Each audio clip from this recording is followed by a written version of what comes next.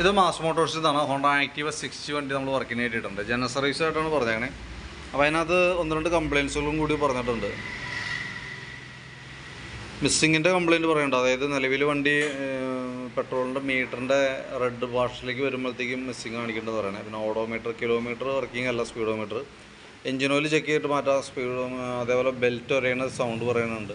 അതേപോലെ ഹെഡ്ലൈറ്റിൻ്റെ ഒരു പോയിൻ്റ് പോയിട്ടുണ്ട്. ഫ്രണ്ട് ബ്രേക്ക് ചെക്ക് ചെയ്യണം. അതേപോലെ ജനറൽ സർവീസ്, വാട്ടർ സർവീസ്. പിന്നെ ഒരു കരിയണ സ്മെല്ല് പോലെ ഉണ്ടെന്നുള്ളതാണ് കംപ്ലയിൻറ്റ് പറഞ്ഞത് കേട്ടോ. അപ്പോൾ നമ്മൾ വണ്ടി ഓടിച്ചു നോക്കി വർക്കിന് കയറിയിട്ടുണ്ട്. അപ്പോൾ അതിനകത്ത് നമുക്ക് വണ്ടി ഓടിച്ചു നോക്കുമ്പോൾ കിട്ടിയ ഒരു കംപ്ലയിൻ്റ് എന്ന് പറയുമ്പോഴത്തേക്ക് നമുക്ക് ബാക്ക് ബ്രേക്കിൻ്റെ ഭാഗത്തുനിന്ന് വണ്ടി ചില സമയങ്ങളിൽ ഉരച്ചിൽ വരുന്നുണ്ട്.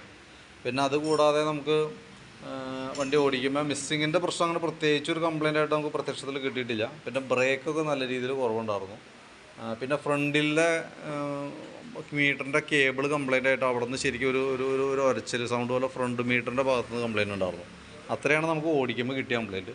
ഇപ്പം നിലവിൽ വണ്ടി 40,000 കിലോമീറ്റർ ഓടിയിട്ടുണ്ട്. 40,250 കിലോമീറ്റർ നിലവിൽ വണ്ടി ഓടിയിട്ടുണ്ട്. അപ്പോൾ നമുക്കതിൻ്റെ വണ്ടിയുടെ സർവീസിൻ്റെ ഭാഗമായിട്ട് നമ്മളതിൻ്റെ ബാക്ക് ബ്രേക്കിൻ്റെ ഭാഗം തൊട്ട് നമ്മൾ ചെക്ക് ചെയ്യാൻ വേണ്ടി അയച്ചിട്ടുണ്ട്. ഇപ്പോൾ ബ്രേക്ക് ലൈനർ നമുക്ക് കിടക്കുന്നത് കമ്പനി ലൈനർ അല്ല. അപ്പോൾ അതാണ് നമുക്ക് ആ ബാക്കിൽ നിന്ന് ഒരു ഉരച്ചിൽ സൗണ്ട് വരാൻ കാരണം. അതിൻ്റെ കാരണം ഇതുമ്പോൾ ശ്രദ്ധിച്ചാൽ മനസ്സിലാവും. ഇതിൻ്റെ ലൈനറിൻ്റെ ഈ ഭാഗമൊക്കെ നോക്കിക്കഴിഞ്ഞാൽ അത്യാവശ്യം ഹബിനകത്ത് ടച്ച് ആവുന്നുണ്ട്. ഈ സൈഡ് പിടിക്കണില്ല. അപ്പോൾ അവിടെ സൈഡ് തിരിഞ്ഞിട്ടാണ് ഹബിനകത്ത് ലൈനർ പിടിക്കണത്. അതാണ് അതിൻ്റെ കംപ്ലയിൻറ്റിൻ്റെ കാരണം കേട്ടോ. ഇവിടെ ആയാലും ഈ ഭാഗമൊക്കെ കറക്റ്റായിട്ട് പിടിക്കാതെ പോകുന്ന കണ്ടീഷൻ ഉണ്ട്. അപ്പോൾ ലൈനർ മാറ്റി പുതിയത് ഇടുന്നതായിട്ട് ഇത് വലിയ പഴക്കമുള്ള ലൈനറല്ല, പക്ഷേ ഒറിജിനൽ അല്ലാത്ത ഈ ലൈനർ ആകുമ്പോൾ എന്താ പറഞ്ഞാൽ എല്ലാ ഭാഗവും ഒരേപോലെ പിടിക്കണില്ല. അതാണ് കംപ്ലയിൻറ്റ് കേട്ടോ. അതുകൊണ്ടാണ് ലൈനർ നമുക്ക് മാറ്റിയിടേണ്ടി വന്നത്. പിന്നെ ബ്രേക്ക് ക്യാമ് ചെറിയൊരു ടൈറ്റ് ഉണ്ട്, അതൊന്ന് അയച്ച് ഗ്രീസ് ചെയ്ത് കയറ്റാം. ഇത് ബാക്ക് വീൽ പിടിപ്പിക്കുന്നത് ഈ ഷാഫ്റ്റുമ്മയാണ്. അതിൻ്റെ ബെയറിങ്ങിൻ്റെ ഒക്കെ പ്ലേ ചെക്ക് ചെയ്ത് വേറെ കംപ്ലയിൻ്റ് ഒന്നുമില്ല. ബാക്കിലത്തെ ആയാലും ടയർ നല്ല പുതിയ ടയർ കിടക്കണേ. ഹബിനും വേറെ പറയത്തൊക്കെ കംപ്ലയിൻ്റ് ആയിട്ടൊന്നുമില്ല കേട്ടോ. പിന്നെ ബാക്കിലത്തെ ഗിയർ ബോക്സിൻ്റെ ഉള്ളിൽ തന്നെ ഓയിൽ നമ്മൾ ചെക്ക് ചെയ്തു. അത്യാവശ്യം ലെവൽ കാര്യങ്ങളൊക്കെ ഉണ്ട്, വേറെ പ്രോബ്ലമില്ല. പിന്നെ നമുക്ക് അതിൻ്റെ എയർ ഫിൽട്ടർ നോക്കുമ്പോൾ എയർ ഫിൽട്ടർ പൊടി കയറി നല്ല രീതിയിൽ ബ്ലോക്കാണ്. ഏകദേശം ഒരു 99% ബ്ലോക്കായ ഒരവസ്ഥയിലാണ് എയർ ഫിൽട്ടർ ഇരിക്കുന്നത് കേട്ടോ. അപ്പോൾ മിസ്സിങ്ങിൻ്റെ ഒരു പ്രോബ്ലം കാണിക്കുന്നത് എയർ ഫിൽറ്ററിൻ്റെയും ഉണ്ട്. അപ്പോൾ അതും നമുക്ക് മാറ്റിയിടണം. അതേപോലെ എയർ ഫിൽറ്റർ മാറ്റുമ്പോൾ കൂട്ടത്തിക്കടെ തന്നെ നമുക്ക് ഈ സ്പാർക്ക് പ്ലഗും കൂടി മാറ്റിക്കളയാൻ കേട്ടോ. അങ്ങനെ സെറ്റായിട്ടാണ് മാറ്റേണ്ടത്. പിന്നെ ഒരു പ്രോബ്ലം നമുക്ക് ഈ ഫ്യൂൽ മീറ്ററിൻ്റെ റെഡ് ഭാഗത്തേക്ക് വരുന്ന സമയത്ത് മിസ്സിങ് കാണിക്കണമെന്ന് പറയുന്നത് ഒരുപക്ഷെ എനിക്ക് തോന്നുന്നു നമുക്ക് ഈ ഫ്യൂൽ പമ്പിൻ്റെ ഫിൽറ്ററിൻ്റെ ആവാം. പ്രത്യക്ഷത്തിൽ നമുക്കത് ഓടിക്കുമ്പോൾ നമുക്ക് കംപ്ലയിൻറ്റ് കിട്ടണമെന്നില്ല. പക്ഷേ ഏകദേശം ഈ ഇരിക്കുന്നത് ഫ്യൂൽ പമ്പാണ്. അതിൻ്റെ ഉള്ളിലും ഇതേപോലെ തന്നെ വരുന്ന ചെറിയൊരു റൗണ്ട് ടൈപ്പ് പേപ്പർ ഫിൽറ്റർ വരുന്നുണ്ട്. അത് ശരിക്കും ഫ്യൂൽ ഫിൽറ്റർ തന്നെയാണ്. പെട്രോളിനെ ഫിൽറ്റർ ചെയ്തിട്ട് ഫ്യൂൽ ഇഞ്ചക്ടറിലേക്ക് വിടുന്ന ഒരു ഫിൽറ്ററാണത്. അത് ശരിക്കും നമുക്ക് സാധാരണ മാറ്റേണ്ടി വരും. ഒരു കോമൺ ആയിട്ട് നോക്കുകയാണെങ്കിൽ ഏകദേശം ഒരു 30,000 കിലോമീറ്ററിനുള്ളിൽ നമ്മളത് ചെയ്യണം. 30,000 കിലോമീറ്ററാണ് അതിൻ്റെ ആവറേജ് ഒരു ഡ്യൂറേഷൻ എന്ന് പറയുന്നത്. അതായത് ഇപ്പോൾ ഒരു 10 വണ്ടി എടുക്കുകയാണെങ്കിൽ അതിനകത്തൊരു 8 വണ്ടിയും ഏകദേശം ഒരു 30,000 കിലോമീറ്റർ കഴിഞ്ഞാൽ കംപ്ലയിൻറ്റ് കാണിക്കാറുണ്ട്. അപ്പോൾ അതുകൊണ്ട് അത് വേണമെങ്കിൽ നമുക്ക് കൂട്ടത്തിൽ കൂടെ ചെയ്തിടാം. കാരണം അത് ഇന്നല്ലെങ്കിൽ നാളെ നമ്മൾ ചെയ്തേ പറ്റുള്ളൂ. ചെയ്യേണ്ട ഒരു വർക്കാണ്. അത് ചെയ്യണമെന്നുണ്ടെങ്കിൽ നമുക്ക് ഈ ഫ്യൂലിൻ്റെ പമ്പ് അസംബ്ലി ഫുള്ളായിട്ട് അഴിച്ച് ക്ലീൻ ചെയ്തതിന് ശേഷം വേണം അതിൻ്റെ ഉള്ളിൽ ഫിൽറ്റർ വരുന്നുണ്ട്. അപ്പോൾ അത് മാറ്റിയിടണം. അത് നമുക്ക് ജനറൽ സർവീസിൽ വന്ന വർക്കല്ല, അത് അഡീഷണൽ പേയ്മെൻറ്റ് വന്ന വർക്കാണ്. പക്ഷെ എന്നാൽ പോലും അത് കൂട്ടത്തിൽ കൂടെ ചെയ്തു പോകണതായിരിക്കും ബെറ്റർ കേട്ടോ. കാരണം അത് അതിൻ്റെ ടൈമാണ് ശരിക്കും. പിന്നെ നമുക്ക് ക്ലച്ചിൻ്റെ ഭാഗത്തേക്ക് വരുമ്പോഴത്തേക്കും ക്ലച്ച് ഗ്രീസിങ്ങിനായിട്ട് നമ്മൾ അഴിച്ചാണ്. അപ്പോൾ അതിൻ്റെ ഓരോ പാർട്സും നമ്മൾ ചെക്ക് ചെയ്ത് വിടുന്നുണ്ട്. ഇത് ശരിക്കും പറഞ്ഞാൽ അത്യാവശ്യം മൂവ്മെൻറ്റ് കൂടുതലുള്ള ഭാഗവും അതായത് ലൂബ്രിക്കേഷൻസ് ഭാഗത്ത് കുറവുമാണ്. അപ്പോൾ അതുകൊണ്ട് തന്നെ നമ്മളത് മാനുവലായിട്ട് അഴിച്ച് ഗ്രീസിങ് ചെയ്യേണ്ടത് കമ്പൽസറി ആയിട്ട് ചെയ്യേണ്ട വർക്കാണ്.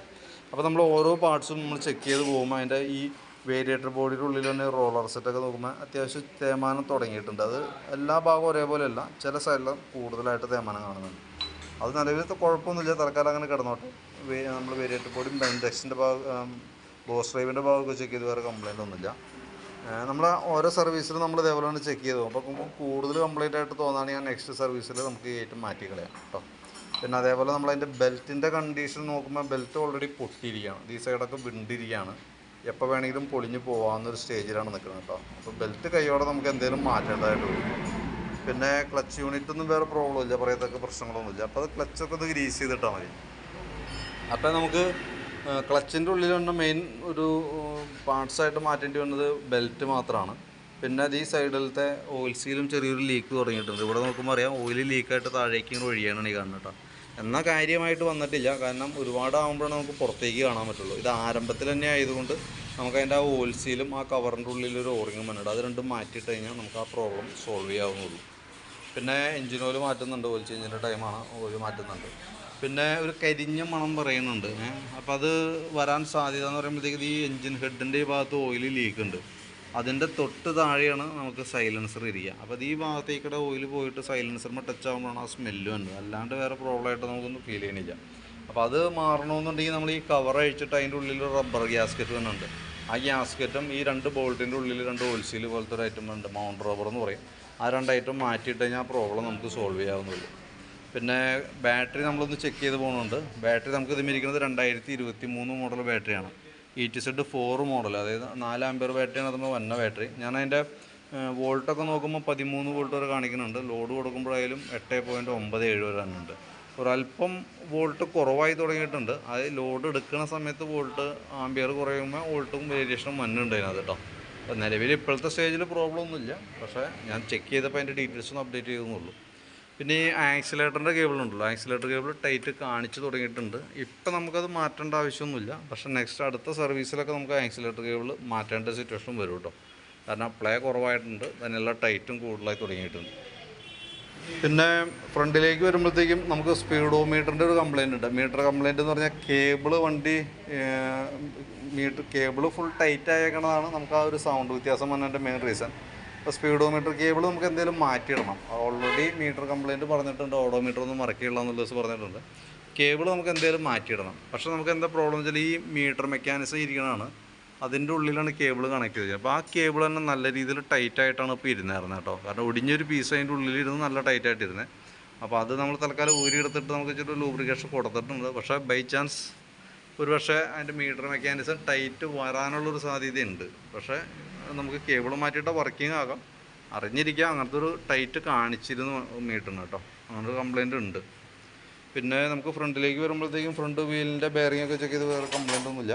അതേപോലെ ഫ്രണ്ട് ബ്രേക്കും കൂടി നമ്മൾ കൂട്ടത്തിക്കട അഴിച്ച് ക്യാമൊക്കെ ഒന്ന് അഴിച്ച് ഗ്രീസ് ചെയ്ത് റീസെറ്റ് ചെയ്യാം. ബ്രേക്കിൻ്റെ കേബിളുകൾക്കായാലും വേറെ പ്രോബ്ലം ഒന്നുമില്ല. ഫ്രണ്ടിലത്തെ ബ്രേക്ക് കേബിളൊക്കെ ഓക്കെയാണ്, വേറെ പ്രോബ്ലം ഒന്നുമില്ല. ബാക്കിലത്തെ ആയാലും വേറെ പറയത്തൊക്കെ കംപ്ലയിൻ്റ് ആയിട്ടൊന്നുമില്ല കേട്ടോ.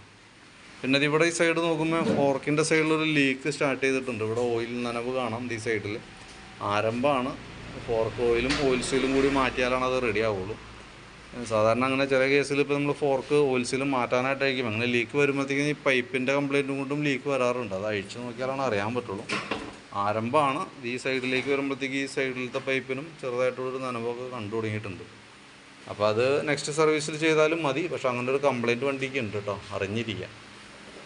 പിന്നെ ഈ ഭാഗത്തേക്ക് വരുമ്പോഴത്തേക്കും സ്പാർക്ക് പ്ലഗ് ഞാൻ പറഞ്ഞു, എയർ ഫിൽറ്ററിൻ്റെ കൂട്ടത്തിക്കടെ തന്നെ മാറ്റേണ്ട ഒരു പാർട്സാണ് ഈ സ്പാർക്ക് പ്ലഗ് എന്ന് പറഞ്ഞാൽ. അത് നമ്മൾ കൂട്ടത്തിക്കടെ മാറ്റിയിടണം. ഇത്രയും കേസാണ് മെയിനായിട്ട് നമുക്ക് ചെയ്യേണ്ടതായിട്ട് വന്നത് കേട്ടോ. അപ്പോൾ ഞാനതിൻ്റെ ഏകദേശം ഒരു എസ്റ്റിമേറ്റ് ആക്കിയിട്ട് ഡീറ്റെയിൽസ് വാട്സാപ്പിലേക്ക് ഇടാം. അപ്പോൾ വീഡിയോ കണ്ടു കഴിയുമ്പോൾ നോക്കിയിട്ടൊന്ന് റിപ്ലൈ ഇട്ടാൽ മതി. നമുക്ക് മാറ്റേണ്ട പാർട്സ് ജസ്റ്റ് ഒന്നുകൂടി ഞാനൊന്ന് പറഞ്ഞു പോകാം.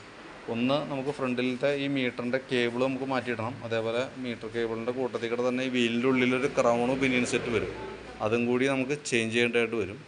പിന്നെ വരുമ്പോൾ എൻജിൻ ഹെഡിൻ്റെ ബീഡിങ് ഗ്യാസ്കറ്റ്, അതിൻ്റെ ഉള്ളിൽ തന്നെ 2 മൗണ്ട് റബ്ബർ, എൻജിൻ ഓയിൽ മാറണം, ഓയിൽ ബോൾട്ട് വാഷോറിങ് ഒക്കെ കൂട്ടത്തി മാറ്റിയിടണം. എയർ ഫിൽറ്റർ പ്ലഗ് സെറ്റ് നമുക്ക് മാറ്റണം, എയർ ഫിൽറ്ററും പ്ലഗും കൂടി മാറ്റണം.